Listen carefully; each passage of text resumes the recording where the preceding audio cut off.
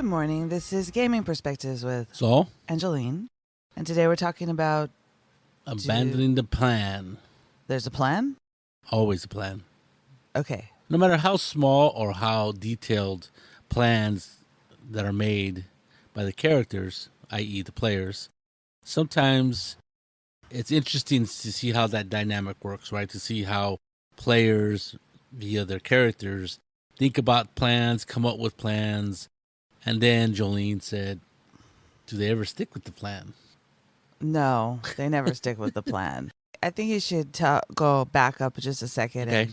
and go with the why, what you're talking about. Like, what kind of plan? A plan to meet to play or a plan in the game? Oh, no, definitely in the game plans, not to the plans to get everybody together around the table. That's a different discussion. That's a different discussion and a much tougher one to solve if we're trying to solve it, and that just has all kinds of things that play into it. I see. More than we could discuss it 1.5 hour show episode. So we're talking about plans that characters make in the role-playing games that we as GMs run. And there's some famous games that are prime examples of where plans are made and plans are quickly discarded. And that's Shadowrun and Cyberpunk kind of games. Because there's other games that are about infiltration and stuff like that. So there's newer games, obviously, like Band of Blades, or no, what's that? Blades in the Dark, which you literally play a bunch of scoundrels, thieves, and stuff who are bad guys. You're like a gang, and you do bad things, and, rob people, rob places and stuff, and you try to raise in the ranks of this large city. With Shadowrun and Cyberpunk, I played both of those, and usually there's a heist involved almost in every situation, or not necessarily a heist, but something that needs to be planned out. You got to kidnap somebody, you got to infiltrate somewhere, you have to steal something. Those kind of adventures, I wouldn't know what you call it, but it forces or it makes the players want to make a plan as to how they're going to carry this out. And usually the plan for Shadowrun games is very elaborate because you got to figure out who's going to do what. It depends on what kind of character you are. And usually you want to try to do it without raising suspicion or setting off alarms. So you got to have someone who's turning off stuff electronically, right? And then, Right. So usually our sessions for Shadowrun, sometimes the whole session is a planning session because they run out of time by the time they decide what they want to do.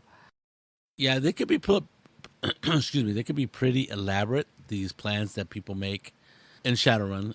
I've never run across another RPG where there was so much planning. Well, because when you go into a corporation to steal something out of their lab or save someone or find someone or whatever the plan is, you got to figure out how to do it without triggering things, right? Because Right. otherwise you're not going to get very far and you'll be dead. The whole thing is infiltration, right?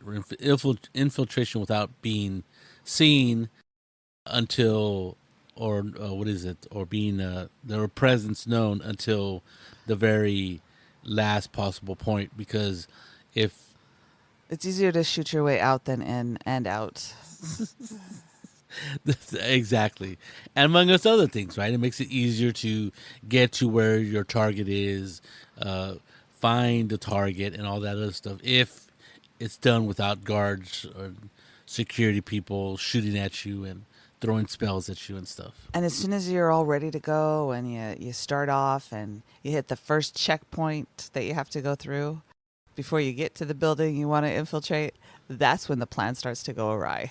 Well, I think there's different personalities in your groups that go along with the plan as far as it will go before it really has disintegrated into we got to shoot our way out. And it's really interesting when you see this happening, both in the planning stages and in the working out of the plan, The right? execution of the Execution of the plan, yes. So I made a list of things that can happen and things that I've noticed about plans in RPGs. Now, the people have made plans for all kinds of things.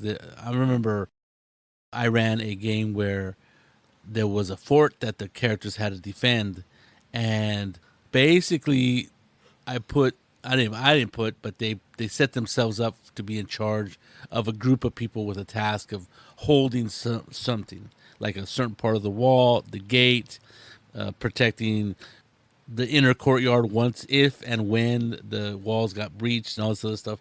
So there was a lot of planning in that game, and it worked out really well. They just had to hold out, right? That was the whole problem until the third day. Look to the east, right? First light. So that went pretty well, and but there's been very few games where people have made a lot of plans, extensive plans, other than Shadowrun. I think that also doesn't matter how elaborate your plan is when you have to roll a skill check like stealth.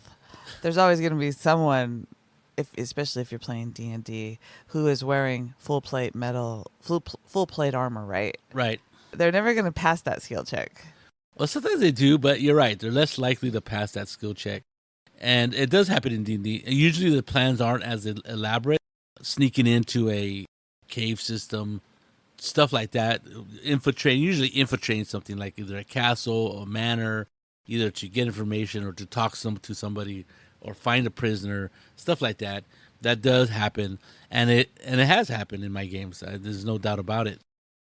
In fact, just a little while ago, I was running the Mines of Phandelver, and the characters, the players, were trying to figure out how to enter the goblin nest or cave system as sneakily as possible. And they did, and they were able to take out the guards without making too much noise and this and that. And they did a really good job of working out a plan. Okay, we got to take care of this, but there wasn't a lot of planning ahead of time. There wasn't a lot of like extensive planning ahead of time. It was kind of like plan as we go. This is what we want to do, so this is the kind of things we want to happen. Was that the game with the goblins? With the goblins? There's always goblins. You gotta be more specific. The goblins attacked the two guys, and you guys found led them up to the cave, and you guys went into the cave. Yeah. Right. Killed the Varg or Farg or whatever his name was. The bugbear. The bugbear. We couldn't kill the goblins very well, but the bugbear was no problem. No problem. So even in that game, there was a little bit of planning, and there was a plan, right? If this, then that. That's a plan, even as basic as it can be. And I think the only plan in that game was to find the dwarf that we were looking for. Yeah, but there was a plan like we're gonna do that. Your plan was we got to do this as stealthily as possible, so the whole group doesn't attack you. I agree. I don't particularly like dungeons or caves because it's harder to be stealthy when you're in a very small space with multiple people. It's claustrophobic. So what are some of the things that go wrong with the plans? Well, I mean, you're right. There's always the failed skill roll or stealth roll. So, yeah, the failed stealth roll, sneak roll, whatever it is in your game. God forbid that you have to cross a bridge. Anyway, so, yes, that failed sneak roll is always going to happen at an inopportune time, I think. I think it's kind of funny when it does happen, because usually sometimes it's the person who is the most qualified sometimes that fails the sneak roll, like the burglar type character. Like the other game, I think Sip was a armored cleric and he was wearing plate mail. He made a stealth roll, but the bard, I think, whatever Mike was playing, he failed the stealth roll. Mike was playing something else. I think he was playing a druid. I don't remember. But anyway, it was interesting how those things do happen, that the unexpected happens, and it makes it a little bit harder for you to complete the plan as planned. Another thing is that there's always going to be somebody who is very negative toward plans. They just don't like them. They think they're doomed to fail. They're like really negative about anything that is planned, and they kind of like always fight the plan. They're like, no, that's not going to work. And they're very negative about it. And I think Usually, there's one person in every group. You're lucky if you don't have somebody like that because they can convince the whole group not to go with a plan. Even though sometimes I'll listen to a plan as a GM and I'm like, oh, that's a good idea. That's some things that you guys that they've thought of that I hadn't thought of to ensure that they're successful. I think that one time you played a gnome that Yes. anytime anybody said, this is the plan, you were like, you couldn't stick to a plan. It Right, was like that was built straight- into your character. That was straight out of the D&D book. Which I thought was hilarious. But and then so people were trying, so then the players caught on. Right? Because Anytime, anytime we made a plan, he destroyed it as soon as we started it. and so they go, okay. I go, is that the plan? And my character. And they're like, no, this is not a plan. There's no plan. I go, sounds like a plan. So they start using those code words instead of plan, which I thought was very good. I thought was very interesting how the characters, the players caught on, and then their characters obviously were reacting to this gnome that was just completely chaotic and messing up their plans because he just did not like being constricted by this framework of a plan. I guess I don't know where they came up with this idea, but I took it and ran with it, and it was a lot of fun. I enjoyed it quite immensely. So we couldn't make any plans. We had to do things in small increments Right, that's true. and not tell the gnome what the actual plan And was. leave me out of certain until they needed me, and then they would like tell me, "Oh, this is what we want you to do." I'm like, "Oh, sounds good." Is there another part of this plan? There's no plan. Oh, okay, sounds good. So a lot of this is group dynamics, right? You got this player that doesn't want to be part of the plan or doesn't like plans because he's or she. They are definitely, what is that? There's that. I don't know if it's true or not, but there's supposedly general say that plans go awry or don't go to plan as soon as it's implemented, as soon as the battlefield or the battle starts.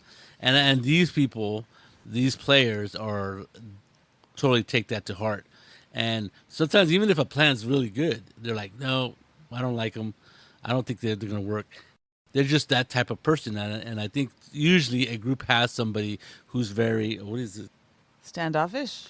Yeah, or just doesn't like the idea of plans, or is very negative about them. Always thinks about how things could go wrong, which is good, but maybe not so good if you're actually trying to do something. And generals are right. The plan is going to start to fall apart as soon as the battle starts. But Right. that's when you stick to the plan as much as you can, and then you improvise to Yes. get through it, right? You have to, because things are going to pop up where they didn't expect it, or because of their planning, things go a certain way, and things just fall in place for the characters, or don't fall in place for the characters depending on the role. You can watch any World War II movie and You know what? I hadn't thought of that, but you're right. I was thinking of the Dirty Dozen. That was a very thought out plan, and then things go wrong. you Right. know. It's very, very interesting. You're right. Oh, I called it always a skeptic. This person, and of course, this planning and stuff. It all depends on the group. Some groups love to plan, right?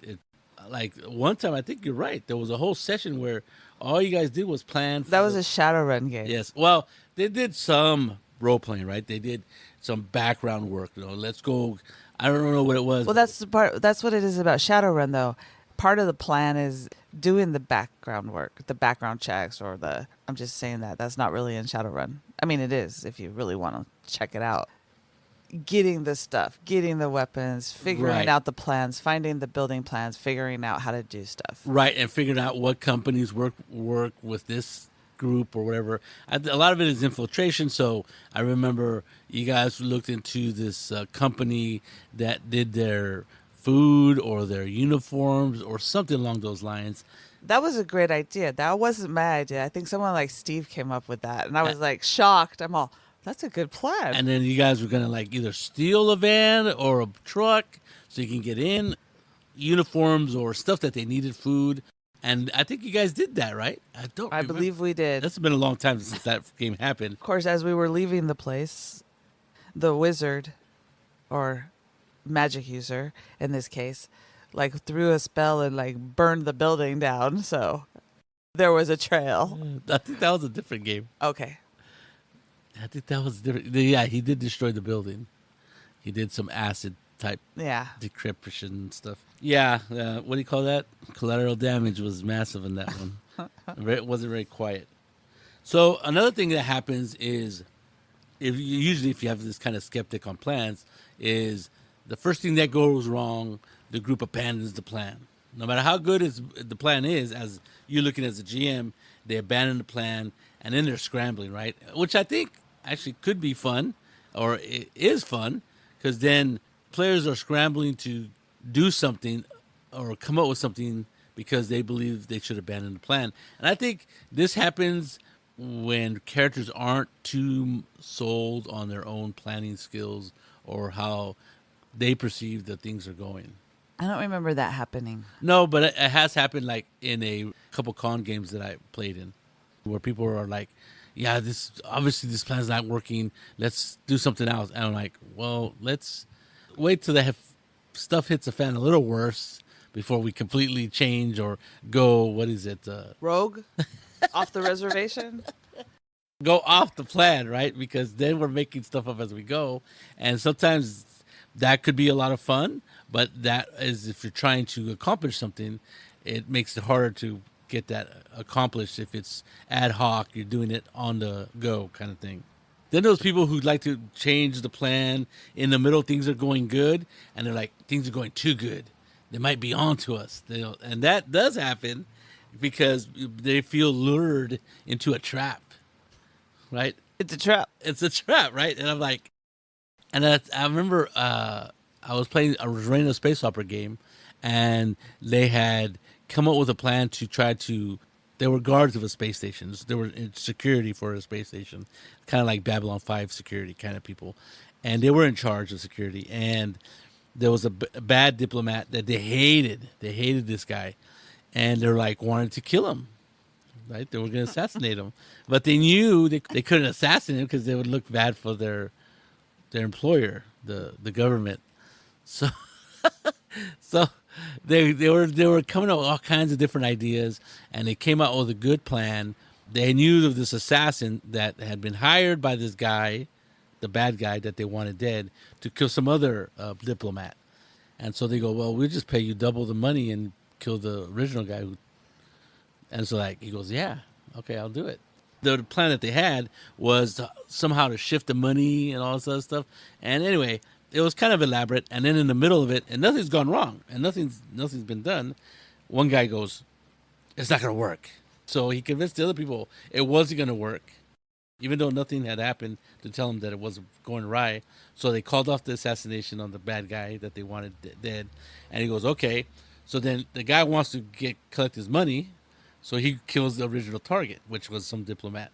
So they were like in consternation because they couldn't, they forgot about the original guy that he was supposed to take out. Long story short, they end up abandoning the plan, even though I think it would have worked. In my eyes, it would have worked, right? They had planned out the patsy and all this other stuff for the plan to work. Luckily, they were pretty ingenious people, so they were able to get the job done anyway.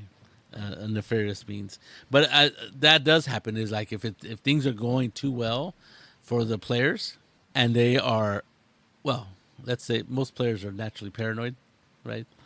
Especially if they're trying to assassinate someone. That should make them paranoid.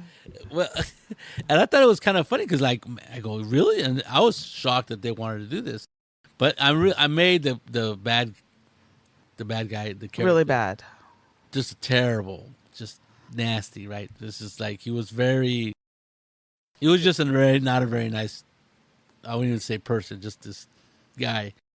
And so it was easy to hate him.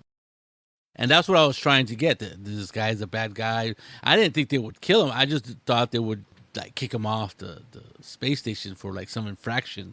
But no, I think I sold him too well on this guy's a really terrible piece of work, that they literally hated this character and wanted him dead badly.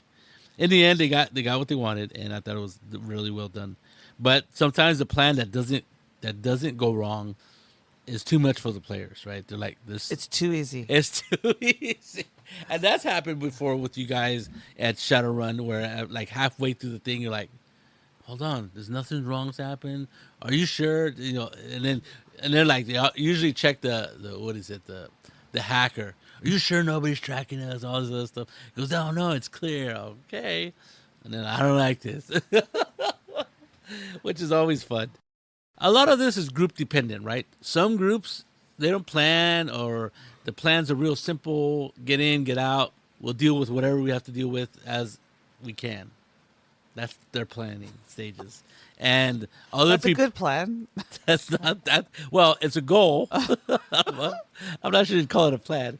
And so other people really like to meticulously plan out every move that they're going to make. In their belief, I think people who plan a lot, they believe they're lowering their chances of death. It's like people that make spreadsheets before they go on vacation. Or people who make an itinerary, right? I've never been able to make an itinerary because these people won't do anything I want. That's not true. You are totally correct. I remember we went on vacation. I forget what it was. And I had no plans. And you're like... Oh my God, he drives me nuts. You were in total consternation. You really were. You're like, oh, what are we doing tomorrow? Let's just see what happens. I need to know. We're going to do something with Felipe. I already know that. What else is this? Was there more information? No, that's about all I think we got to do. So, where Jolene does like a little, well, let's go do this, go visit these people this day. On this day, we're going to do this, and on this day. And to me, nice. It's a good plan, but also like the idea of having the freedom to Drive your wife crazy. So that's a bonus. So you're right. People are built differently, and so are your game groups, right? There's different personalities. There's different types of people who are playing your game, and their personalities is usually exhibited through their characters. I would just like to say there is sometimes too much planning, right? They're trying to decide which way they're going to go. You're like going, okay, come on, let's go. And they're not doing anything. They're stuck there trying to plan. And I have been known to just walk right out and start doing stuff just because they won't stop trying to plan. I think, And I always tell Saul that's when I play Leroy Jenkins because yes, that's exactly it. I remember, I forget what game it was, but you were growing frustrated with things, and then you just did something, and they're like, is she really doing that? The players asked me, I think it was Alan. And I go, yeah. And they're like, all look at each other. And it was literally Leroy Jenkins, because she goes, I'm just going to go in and do something. And I'm like, okay. And they're like, oh, is she really doing that? I go, yeah. And they're like, and she was like the weakest character every game we played. I was a sorceress. Yeah, I think it was. That's what it was. And they're like, and then Alan, for some reason, was like attached himself to you to be your protector. Your son, on the other hand, goes, she's on her own, right? Why is she doing that for? And that is their personalities. And why is she doing that for? So Alan goes to rescue her, or not rescue her, but guard her or be her protector, which then funneled everybody in behind him, because like, we're moving, I guess. That's what the deal is. And I guess that is a sign of frustration with all too much planning. You're right. Too much things are being said and not enough action is happening. Well, and if you think about it, and that was more of my frustration. We're walking into a battle, right? But they're not planning it at a campsite or something. They're sitting there. The play has just stopped, right? Like all the characters are standing in front of the cave, getting ready to go in, and suddenly there's a 20-minute conversation at the table from the players, not the characters, right? Right. About what they want to do, and I'm like going, Saul never lets them plan like that. But I might have been off my game and felt a little. I was just like listening to what you guys are doing. You're right, because like, would you really be standing outside these large frozen gates to this? I think it was like it was a giant's cave. Yeah, The frost frost giants. And they're planning like literally outside these big old doors, and I was like. I don't know. I was just sitting there making sure I was reading the adventure, and he wasn't paying attention. He was going over over my there. notes and stuff, and then Jolene just goes, "I'm going to walk in," and I'm like, "Okay, go." And they're like, "Is she really?" There was a lot of that. You're right. There was just a lot of talking, and realistically, that would not have happened for too much longer without them being noticed or something happening. Right. Yeah. So I did the only thing I could do, which was walk straight into danger and hope that they followed me. Yes. And we survived. I think you got killed on that one, didn't you? Did you go down? I was like down to a couple hit points, Yeah. Yeah. But you lived. but Alan had my back.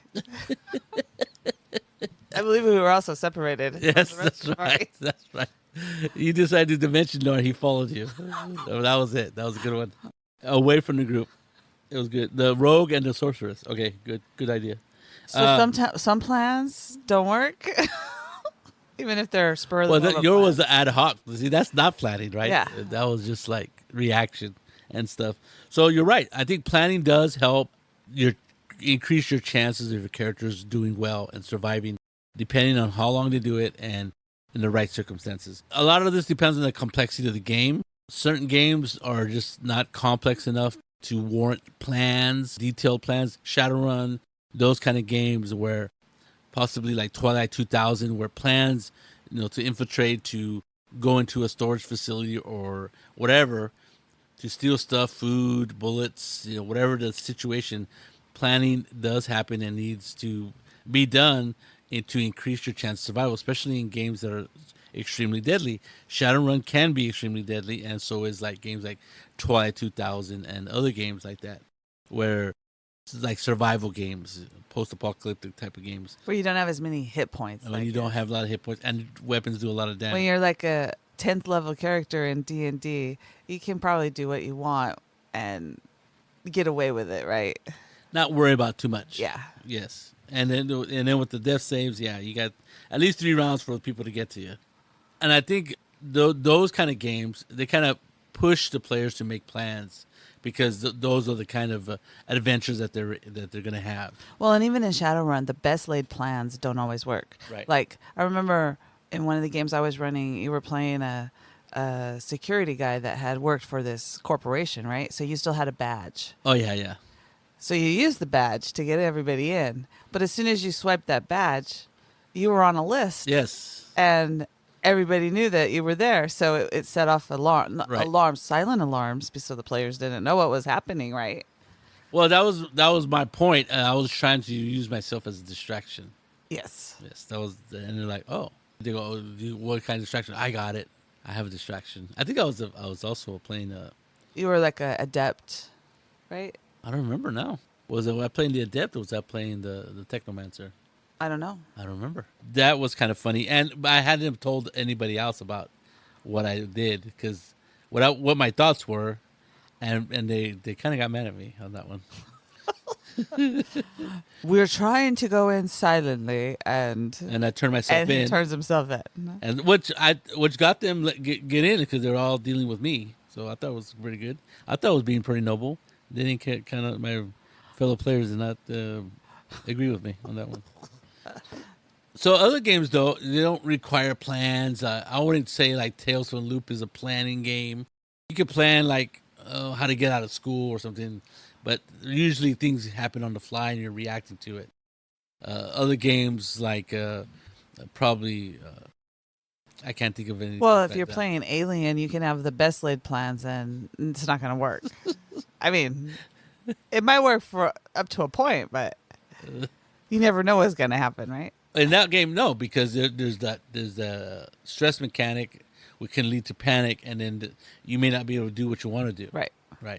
So play games like that also certain rules in the game prevent things from happening just based on a die roll, and that's gonna mess up your plans, no matter how well they're laid out. Like I said, a lot depends on the game you're playing, and then also another thing that influences planning and whether they work well or not is the GM's adventure, right? Some adventures are geared toward planning, and some adventures are not geared toward planning. And there's some that could go either way. Like we were playing, I remember playing a game with, I mentioned it before, the Conan, the Pit of Cthulhu or Cthulhu, or it starts with a K. And you're a slave, not a slave, but you're a prisoner, and you have to escape because otherwise you're just going to rot in this prison for the rest of your character's life. Which in Conan will be a very short life. Very short. So the plan there was to escape. Well, how do we just don't want to bust out of our chains, and then who are the not security guards, but The who are the guards. guards? What time do they change? And when do we get fed? And where do they have the weapons and stuff? So, though that's not really planning, that's gathering information. And then from there, you usually make a plan because you just don't want to go helter-skelter without a plan because it doesn't usually work very well. In that game, it could go either way. Players could go, well, I had a first opportunity. I see an opportunity to get loose or grab somebody's knife or their sword or the keys or whatever. I'm doing I'm it. taking it. Okay, not planning about where your stuff is, where food That's is. very where... Conan-like. That's true. That's true. But you could go either way, or you could plan. Well, I want to gather as much information about this place, maybe in 1 or 2 days, and then go forward. Or the people who go, I just want to get out of here as fast as I can. I don't like being a prisoner, which who does? I think a game that involves planning would be like Star Trek, where you're planning what you're going to do when you go down to the planet, who you're going to talk to, that kind of stuff. Yeah, I've run quite a bit of Star Trek adventure games, and planning. They were very short-term plans because things would change as they gathered information. Usually, they were fact-finding, Yeah. trying to figure out things. So, as the players and the characters went forward in the game, they would make plans to solve the situation right at hand, or what they thought the situation was going to be. And then once that was, they made more plans. It was like this. They were trying to stay one step ahead of this, whatever the adventure was throwing at them. And instead of just reacting and hopefully reacting correctly. There's a difference between Star Trek and like Star Wars for me, right? Star Wars seems to me more of a reaction type game where you're reacting to all these things happening, where Star Trek is a little bit more logical. I'm thinking maybe because of Spock. I don't know why. And you have a director, right? You have these rules that govern. And you have a job also, a specific job as the character, yes, right? And the character. We have specific what? You're either a doctor, Yes, you're a scientist, you're a bridge officer, you're security. And then you have the rules of the Federation, right? Whatever those rules might be. Where in Star Wars, you're usually playing a freebooter, like, what's his name? Han Solo? Yes. Who's a smuggler, freebooter. He's just roaming around the galaxy trying to make a buck and stay ahead of the law, right? And the bad guys that want to Both. freeze him or eat him. Well, they are the law, right? Kind of.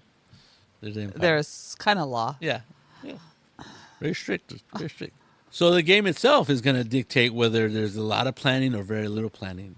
And I think either way, whether your group is a planning group or a non-planning group, I think as a GM, it's good to let them plan. It's good to let them be successful in their plan, not tank it as fast as possible, because it gives them a little bit of the gratification in going, oh yeah, we're doing things right. And player agency, right? And player agency, and it makes players feel good about things going right, and then that they're using their brain to solve a situation, and that works. Well, and like I said, you can have the best laid plan, but if it involves a skill roll, things are going to change, right? You're gonna mess up your stealth, but the GM shouldn't like kill you all right then and there because you messed up your stealth.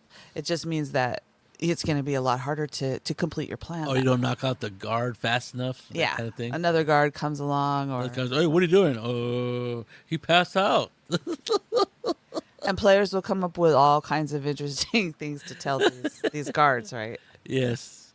I think that's really neat. I think like I said, whether the plan goes good or the plan goes bad, I think it really allows for some excellent role playing and a lot of fun, basically. And it is kind of like a World War II movie, or not necessarily World War II, any war movie. I'm thinking about the general says, take that hill, and your captain says, we're taking that hill, and then it goes down to the grunts are going to go and take that hill because that's what they were told to do. Yeah. How it turns out is the adventure. Right. Totally correct. And I like plans. I like people who make them. I like the implementing of the plans as a player and as a GM, seeing how this works and seeing how creative players can be. People can be very creative in their plans. Yes, and seeing the situation differently than I would have. And I think that's where I really like running games because people come up with stuff that I had never thought of. Oh, wow, you're right. If this, then that. And in Shadowrun, you always have a second plan, right? Because Do you? Okay. well, because you know something's going to go wrong somewhere, right? So The backup plan. so someone is going to be watching the person who is the technomancer or magic user who's going into the matrix or going to go and look and see what's happening in there. Someone needs to watch their bodies so they don't so nobody kills them while they're doing that. Right. And if somebody comes along, then it changes what happens, right? Because you got to figure out how to keep that person safe and deal with the situation in front of you. And try to stay with the plan as long as you can for the protection of the rest of the group that's still in Right. In whatever they're at, doing whatever they got to do. Yeah, I really like plans. I think they're a big part of role playing games. The more, the better. I think because people really get creative with planning, and as a GM, they come up with some situations that I had not even thought of. I had not even looked at, and to me, that's when I'm having the most fun. Is when I'm like, oh wow, yeah, that's really cool. That's a really good idea. Making sure that they don't get caught. They're thinking, I don't want to get caught, and so they're very. There's all these scenarios that play out in their heads, and I'm only one person. When you're playing with a table of 5 people, there's 5 people making all these ideas and coming up with ideas and rolling the ideas in their head, and then what it comes out is like sometimes really amazing. Well, and it brings the group together Yes. in their ambition of what they're going to do, right? Right. It makes them feel like they're a group, right? It's not just, oh, well, the wizard's going to go in and throw a spell and we're just going to stand here and do nothing. And I think what it does do is it's a lot more fun.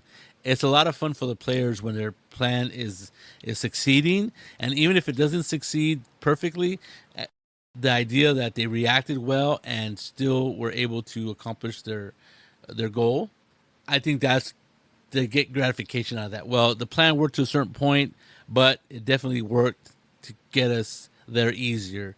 That makes their game a lot more fun. And it's more fun to watch as a GM being part of that game because like they're really jazzed about things, about being successful, about getting their goal. And I think when that happens, everybody just has a really good time. And there you go. Have fun with your plans. This is Gaming Perspectives with Saul, and Jolene. have a good day.